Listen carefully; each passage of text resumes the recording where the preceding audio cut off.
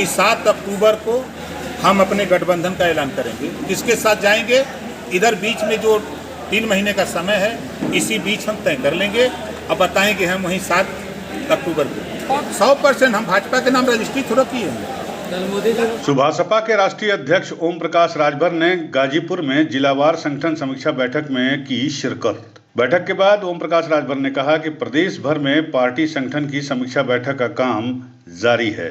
ओम प्रकाश राजभर ने कहा कि प्रथम वरीयता बसपा, कांग्रेस, रालोद, नीतीश और सपा गठबंधन को वरीयता। हालांकि चर्चा उनके एनडीए के साथ गठबंधन होने की है। आगे उन्होंने कहा कि 7 अक्टूबर को वो पटना में रैली करेंगे और उसी दिन वो इस बात का खुलासा करेंगे कि सुभासपा का गठबंधन किसके साथ होगा। ओम प्रकाश राजभर ने यह भी कहा कि भाजपा का कोई पट्टा थोड़ी लिखवाए हैं। ओम प्रकाश राजभर ने दावा किया कि 35 सीटों पर सुभासपा का प्रभाव है और अगर मैं 5 सीटें मांग रहा हूं तो कोई गलत थोड़ी है।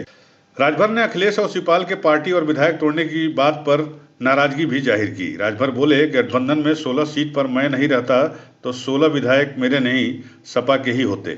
सपा बसपा गठबंधन में बसपा के विधायकों को सपा के गुंडे विधायक ही तो मारकर ले गए थे।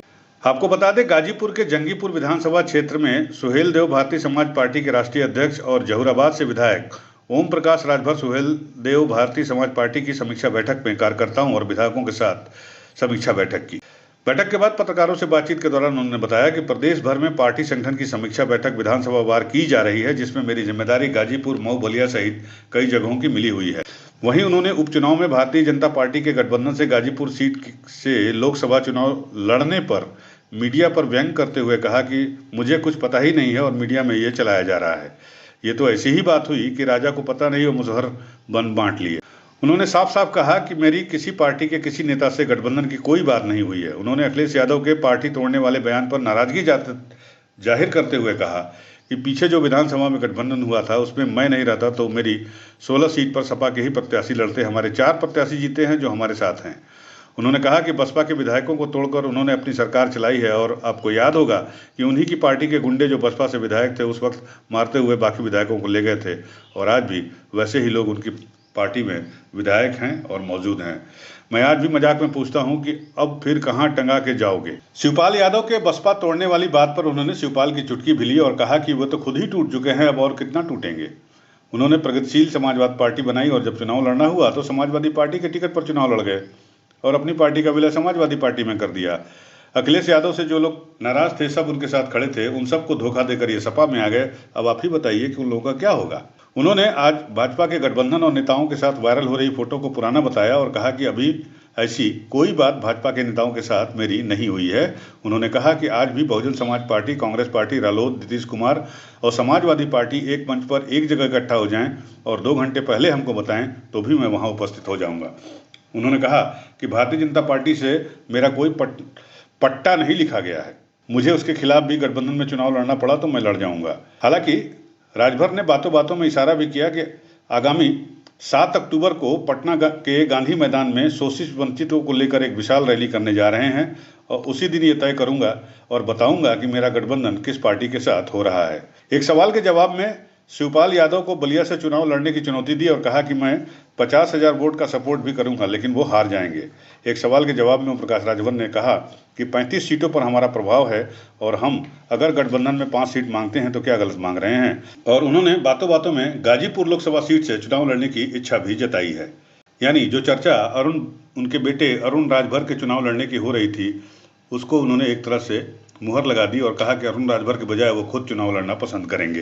फिजूल की चर्चा हम कहते हैं। अब हमारी किसी दल के किसी नेता से कोई बात नहीं, कोई चीत नहीं और हल्ला इतना तेज हो गया कि हम अभी चुनाव के सूचना जारी नहीं हुई और चुनाव लड़ने का ऐलान भी अखबारों में आ गया, टीवी पर आ गया। वही हाल है कि राजा को पता नहीं, मुसहर बन बांट ली। तो तोड़ने के लिए विधानसभा के चुनाव में उन्होंने हमको जो 16 सीट दी थी, शायद मैं नहीं होता तो सब उन्हीं की पार्टी से प्रत्याशी होते, उन्हीं की पार्टी के प्रत्याशी सब लड़े। वो तो हम लोग थे 4 सीट पर हम लोग लड़े हैं, तो कुछ भी कर सकते हैं क्योंकि वो बहुजन समाज पार्टी को तोड़े हैं। आज भी उनके पास बहुजन समाज पार्टी के विधायक हैं जो उनको घसीटते हुए ले गए थे उनके यहाँ, याद होगा आप लोगों को भी, जो लखनऊ का जो विधानसभा का काम था, कितना बुरी तरह पीटा था विधायकों को। कौन पीटा था? समाजवादी पार्टी के गुंडे पीटे थे। वही समाजवादी पार्टी के नेता बोल रहे हैं ना। ये इतिहास है समाजवादी पार्टी का कि बहुजन समाज पार्टी के विधायकों को तोड़ करके सरकार चलाई है। और जितना बुरी तरह पीटा है, आज भी कई विधायक को मैंने देखा उनकी पार्टी में है। एक दिन मजाक में हमने पूछा, कहा हो अब के टांगी तो लोग के, वो तो खुदा टूट गए, उठा दूसरे को तोड़ेंगे। वो प्रगतिशील समाजवादी पार्टी बनाए और बेचारे इतना ताकतवर थे कि फिर समाजवादी पार्टी से चुनाव लड़े और पार्टी का विलय कर दिए। इतने लोगों को उन्होंने धोखा दे दिया। जो अखिलेश जी से नाराज लोग थे वही शिवपाल जी के साथ आए और शिवपाल जी फिर वहीं चले गए। अब उनका क्या होगा जो शिवपाल जी के साथ खड़े थे? 100% हम भाजपा के नाम रजिस्ट्री थोड़ा किए हैं, मोदी जी का कि हम लड़े।